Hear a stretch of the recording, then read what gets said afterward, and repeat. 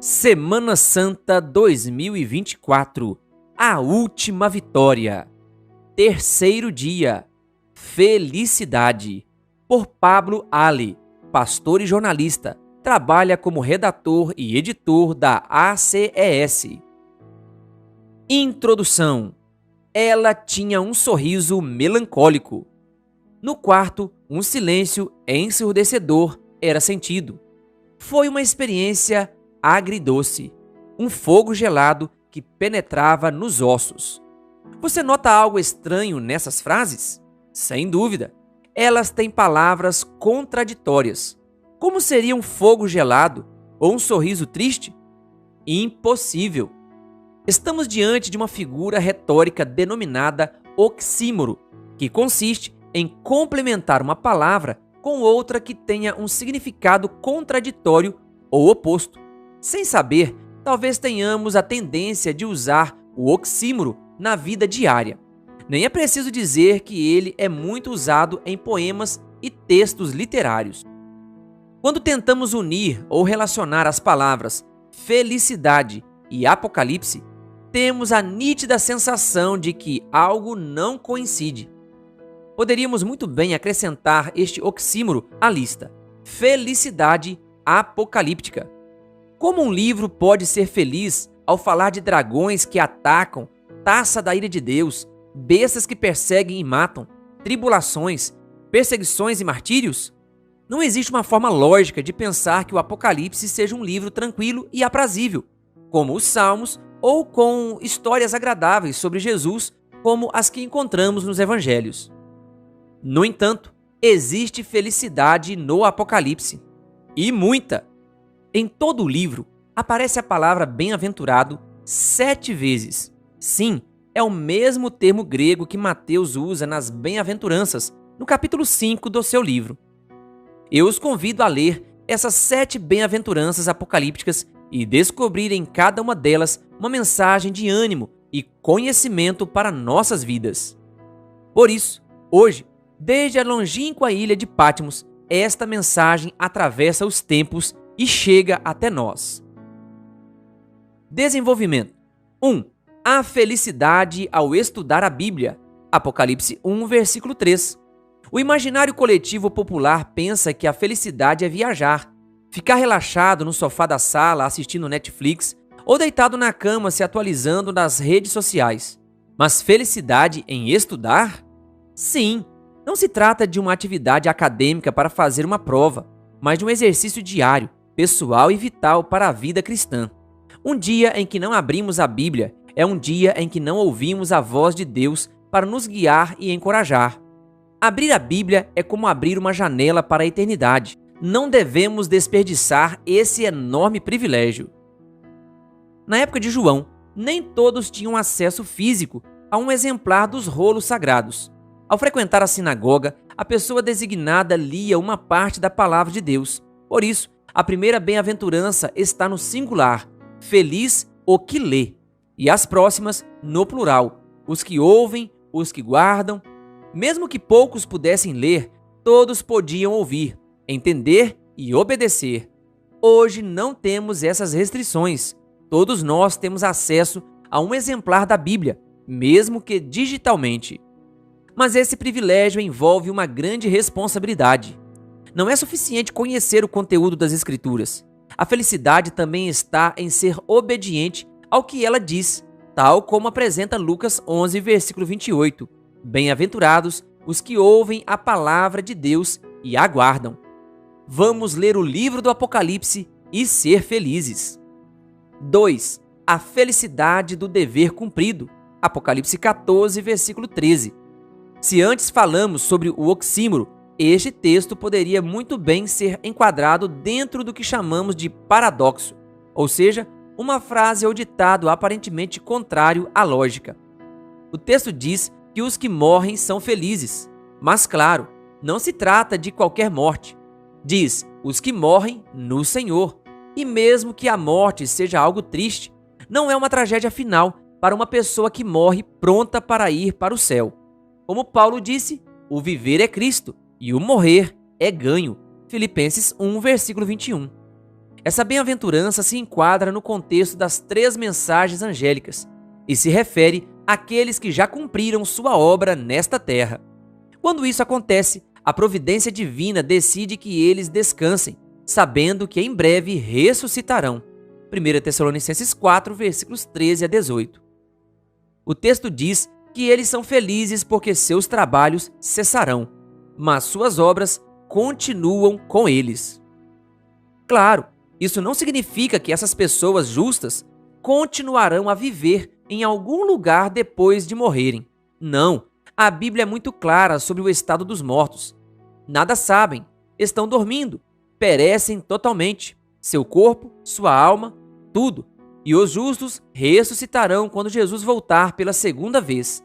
Eclesiastes 9, versículos 5 a 7, Salmos 146, versículo 4.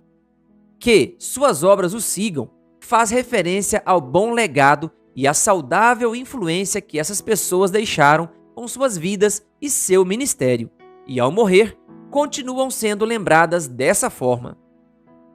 Existe uma forma de saber se sua missão neste mundo terminou. Se você está vivo, não terminou. Por isso, cumpra hoje o que Deus lhe ordena. Faça parte da missão. Existe felicidade nisso também. Vamos ler o livro do Apocalipse e ser felizes. 3. A felicidade de estar preparado. Apocalipse 14, versículo 13. A Bíblia não diz que devemos nos preparar para a segunda vinda de Jesus. Não. Diz que devemos estar preparados. Mateus 24, versículo 44. Essa diferença de tempo verbal pode ser a diferença entre a morte eterna e a vida eterna.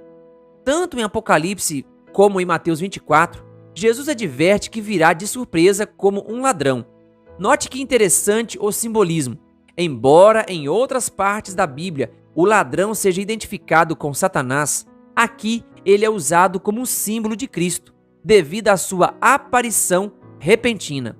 Além disso, o versículo 15 de Apocalipse 16 nos convida a guardar nossas vestes, ou seja, guardar os mandamentos de Deus e viver de acordo com eles.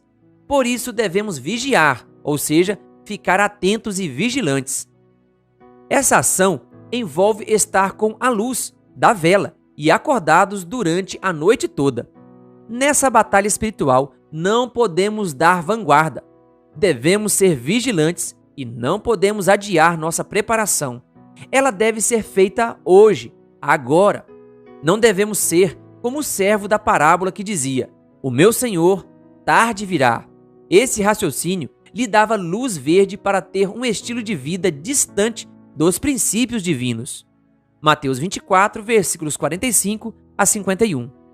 Estar prontos hoje nos dá paz e alegria. Vamos ler o livro do Apocalipse e ser felizes. 4. A felicidade por fazer parte. Apocalipse 19, versículo 9. Você já foi convidado para um casamento? Foi um convite para a cerimônia religiosa na igreja e depois para a festa? Ou somente convidaram para a igreja? Por razão de orçamento e logística, muitos casais convidam todos os amigos e conhecidos para a igreja, onde será o casamento. Mas a festa, com a comida incluída, costuma ser somente para os familiares e amigos mais íntimos. Que maravilhoso é receber convites. É muito bom fazer parte. Mas aqui não somos convidados para uma celebração qualquer. É nada mais, nada menos que a festa de casamento mais sublime do universo. O Apocalipse é um livro simbólico, e ali o esposo representa Cristo e a esposa, sua igreja. Ela ser pura e virgem implica que não está contaminada por doutrinas pagãs. Ver Apocalipse 17, versículo do 1 ao 6. É interessante notar que a metáfora que Deus usa para refletir a união com seu povo é a do casamento heterossexual e monogâmico.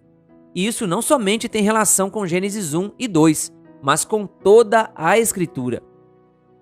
Deus nos convida hoje para essa celebração grandiosa. Podemos ir até Ele para obter seu perdão e começar a preparação para o céu. Sabemos que ninguém entra em uma festa sem uma vestimenta de acordo com a ocasião. Aqui acontece a mesma coisa. ver Mateus 22, versículo 11. Somente se tivermos o manto da justiça de Cristo e um caráter de acordo com o dele, poderemos entrar no céu. Que alegria! Vamos ler o livro do Apocalipse e ser felizes. 5. A felicidade por vencer a morte. Apocalipse 20, versículo 6. Falamos um pouco sobre esse assunto na segunda bem-aventurança. A morte é nosso maior inimigo, mas também é o salário do nosso pecado. Romanos 6, versículo 23. Estamos condenados a morrer, mas pela graça de Deus e a vitória de Jesus, nosso Salvador, podemos obter a vida eterna. Antes falamos da felicidade de morrer no Senhor, e agora mencionamos a felicidade por fazer parte da primeira ressurreição. O que significa isso? Podemos explicar desta forma. Todas as pessoas que morrerem serão ressuscitadas, mas nem todas compartilharão o mesmo destino, nem ressuscitarão ao mesmo tempo. Daniel 12, versículo 2, Lucas 14, versículo 14, João 5, versículo 28 e 29. Os mortos justos ressuscitarão quando Jesus voltar. 1 Tessalonicenses 4, versículos 13 a 18. E irão para o céu por 1000 anos. Apocalipse 20, versículo 4. Por outro lado, os mortos injustos ressuscitarão após o milênio, quando Jesus voltar à terra para purificá-la e para que todos vivam nela para sempre. Apocalipse 20, versículo 5. Por sua vez, a Bíblia diferencia dois tipos de morte. A morte natural, que se chama primeira morte, a que a maioria dos seres humanos sofrerá. Somente aqueles que tenham ido ou vão para o céu sem ver a morte não passarão por essa experiência. Essa morte é triste, mas não é o fim definitivo. Existe ressurreição e esperança após essa morte. Portanto, essa bem-aventurança refere-se a isso. É chamada de segunda morte, a que acontecerá após o milênio, quando Deus destruirá o pecado para sempre, e as pessoas que escolheram esse caminho.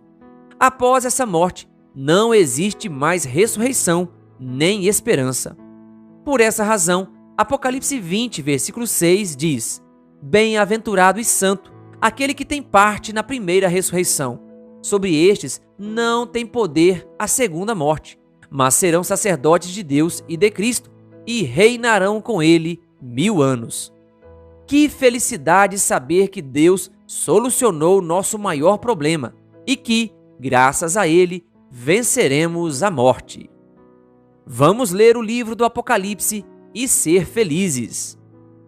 6. A felicidade por ser guardiões da palavra.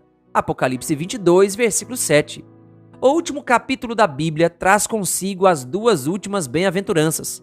Parece que, quando nos aproximamos do fim, Deus quer nos lembrar do maravilhoso destino que nos espera.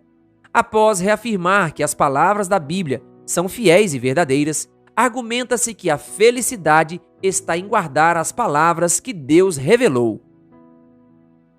Guardar não significa somente obedecer, mas proteger ou conservar. Somos chamados não somente para viver as verdades sagradas da Bíblia, mas para protegê-las, garantindo sua impressão e difusão. Existiu uma época na história deste mundo em que os escritos sagrados eram queimados e destruídos. A Bíblia foi perseguida, e aqueles que a possuíam também eram. Mas, pela graça de Deus, sempre existiram homens e mulheres fiéis que arriscaram suas vidas e prestígio para resguardar a palavra de Deus. Eles investiram seu tempo e dinheiro para traduzir e imprimir Bíblias a fim de divulgá-las. Um povo que lê e estuda a Bíblia é um povo com valores, e isso faz a diferença. Hoje nós temos esse privilégio e essa responsabilidade. Nisso também existe felicidade. Vamos ler o livro do Apocalipse e ser felizes. 7. A felicidade da vida eterna. Apocalipse 22, versículo 14. Nós dizemos: o Apocalipse tem uma imprensa negativa ou imagem ruim. Parece que está cheio de medo e situações que dão medo. Mas não, é um livro que transborda promessas maravilhosas. E não poderia acabar sem deixar essa declaração encorajadora. Teremos acesso à árvore da vida. É claro, A salvação é um presente de Deus. Nosso papel deve ser ir até Ele para sermos justificados e santificados. E como resultado desse relacionamento com Ele, realizar boas obras. A última bem-aventurança da Bíblia está em harmonia com todo o conteúdo. Obedecer aos mandamentos de Deus traz felicidade. Como foi mencionado anteriormente, lavar as roupas é um simbolismo para obedecer aos mandamentos. Não há segredo mágico nem soluções estranhas. É muito simples. A fidelidade traz recompensa, mas somos nós que decidimos. Adão e Eva decidiram e, ao desobedecer, sofreram as consequências. Isso acontece em todas as histórias e em todos os versículos da Bíblia. Basta lembrar o texto de Eclesiastes 12, versículos 13 e 14. De tudo o que se ouviu, a conclusão é esta: tema a Deus e guarde os seus mandamentos, porque isto é o dever de cada pessoa. Porque Deus há de trazer a juízo todas as obras, até as que estão escondidas, quer sejam boas, quer sejam más. Além disso, Salmo 1, versículos do 1 ao 3, nos lembra onde reside a verdadeira felicidade. Bem-aventurado é aquele que não anda no conselho dos ímpios, não se detém no caminho dos pecadores, nem se assenta na roda dos escarnecedores. Pelo contrário, o seu prazer está na lei do Senhor, e na sua lei medita de dia e de noite. Ele é como árvore plantada junto a uma corrente de águas, que, no devido tempo, dá o seu fruto, e cuja folhagem não murcha, e tudo o que ele faz será bem-sucedido. Apocalipse continua nessa mesma linha. Após a bem-aventurança de Apocalipse 22, versículo 14, o versículo 15 diz: ficarão de fora os cães e os feiticeiros, e os que se prostituem, e os homicidas, e os idólatras, e qualquer que ama e comete a mentira. Ou seja, aquele que escolhe o caminho do pecado colherá frutos de acordo com sua escolha. Deus nos dá a liberdade de ação. Cabe a nós decidir. Você tem uma árvore preferida? Qual é? Desde pequeno, graças à leitura do livro O Pequeno Príncipe, eu gostava dos baobás. Naquele tempo não havia internet, então eu pegava todas as informações sobre eles em livros ou enciclopédias. Minha primeira grande desilusão foi saber que elas estavam na África. Não somente um oceano imenso me separava dessas árvores, mas havia razões econômicas e logísticas. Cresci pensando que nunca poderia ficar embaixo da minha árvore preferida. Os anos passaram e o mundo mudou, para melhor e para pior.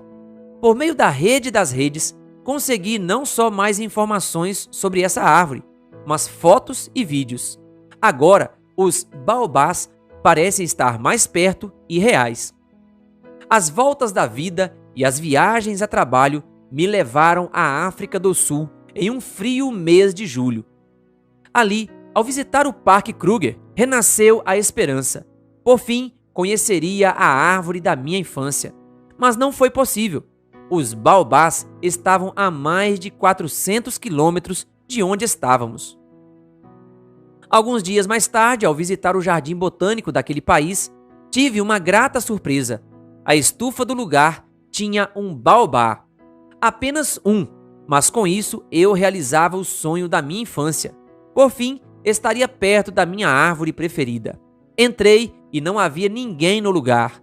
Todos estavam vendo as lindas flores do lado de fora. Eu me aproximei e o toquei. Passei um tempo lembrando quanto tempo tinha desejado conhecer essa árvore. Graças a Deus, em poucos minutos apareceu um grupo de turistas orientais e pedi que tirassem uma foto minha com a árvore. O sonho estava realizado. Conclusão: nosso maior anseio é estar no céu com Jesus ao lado da árvore da vida. É um sonho que, às vezes, parece distante. Um oceano de pecados nos separa dele. A desesperança nos invade e as pressões deste mundo nos afogam, fazendo-nos perder de vista a pátria celestial. Mas um dia isso se tornará realidade. Os justos irão para o céu e desfrutarão da eternidade com Deus, graças ao sacrifício de Jesus na cruz. Eu consegui ficar embaixo da minha árvore preferida, mas meu grande desejo é ficar embaixo da árvore da vida. E desejo que você também esteja lá comigo. Esse será o maior sonho. Hoje eu convido você a estudar o Apocalipse e contar aos outros sobre essa mensagem. E ao fazê-lo, faça com um sorriso, é claro, pois ler esse livro nos traz felicidade. Ellen White escreveu em Testemunhos Seletos, volume 3, página 197. Através de todo o livro do Apocalipse se encontram as mais preciosas e enobrecedoras promessas, assim como advertências da mais tremenda e solene importância. Não quererão os que professam possuir conhecimento da verdade ler o testemunho dado por Cristo a João? Vamos ler o livro do Apocalipse e ser felizes. Querido ouvinte, que Deus lhe abençoe. Se você ainda não é inscrito no canal O Bom da Bíblia no YouTube, se inscreva e ative o sininho das notificações. Canal O Bom da Bíblia, compartilhando a Palavra de Deus.